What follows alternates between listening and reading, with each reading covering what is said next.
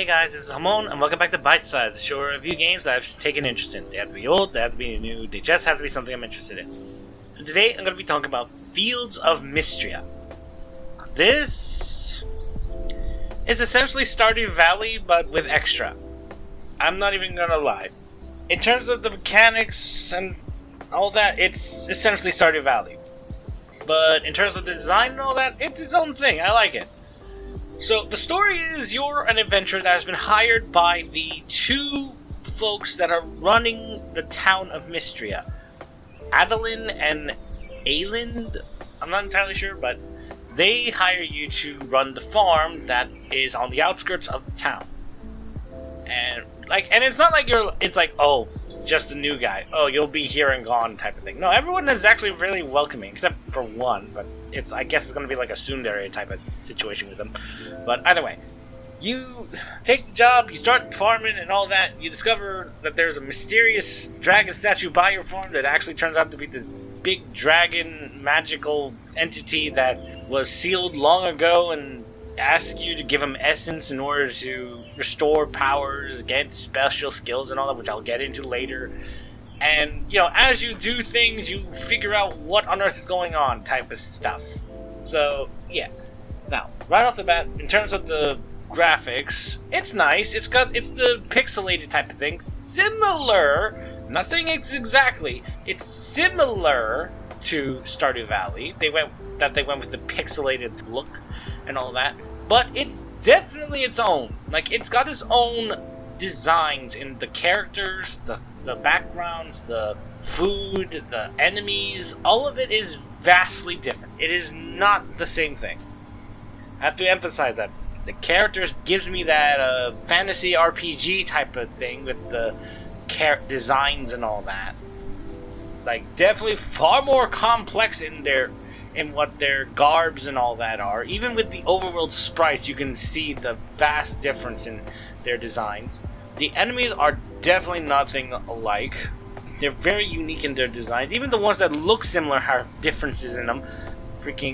There's these like two slimes, at least I'm assuming they're slimes. Even though they're essentially the same design, one is a different color and has glasses on.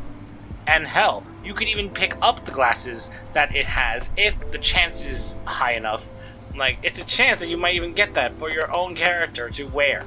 And that's another thing. You can freely change your character's design no matter where you are. You just have to get the cosmetics for it.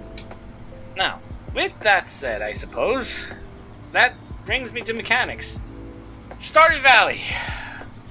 Make a farm, grow crops, go fishing, go landscape, and do what you need to do to make the money, and do all these jobs that will get you more money and actually build up the reputation of the town. Because in this one, apparently that's part of it, that doing all these quests, selling stuff gives you reputation and all that to hopefully unlock new things. And then with the cave exploration thing, there's actually seals that when you reach a certain part of the floors that you need to acquire stuff from the previous floors in order to unlock stuff or unlock the next area. In the case of mine, at the time of this recording, I did the first seal, which required, this is spoiler territory, so if you don't want to hear this, skip a bit, a ruby, a cave loach, a brown mushroom, and a moth. You need those 4 items in order to unlock the next area. And then you can keep going and all that.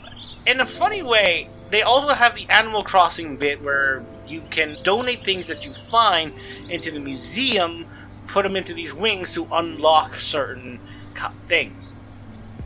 But it's not like you can go into the areas to see the things on display and all that. Apparently, they just have it's like a checklist in this one.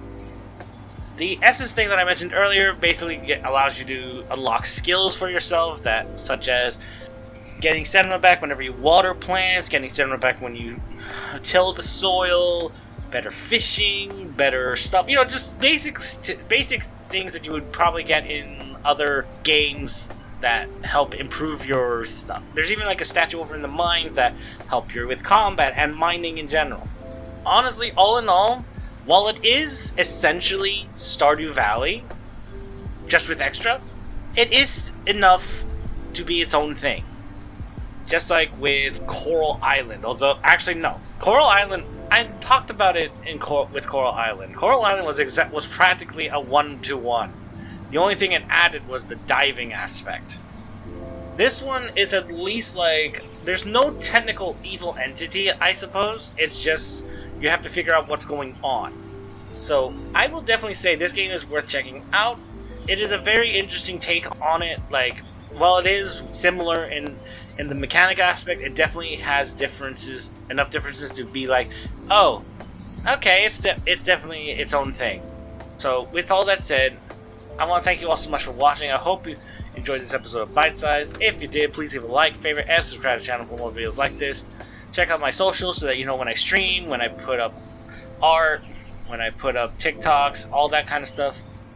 But other than that, once again, thanks for watching. Hope to see you all next time. Bye!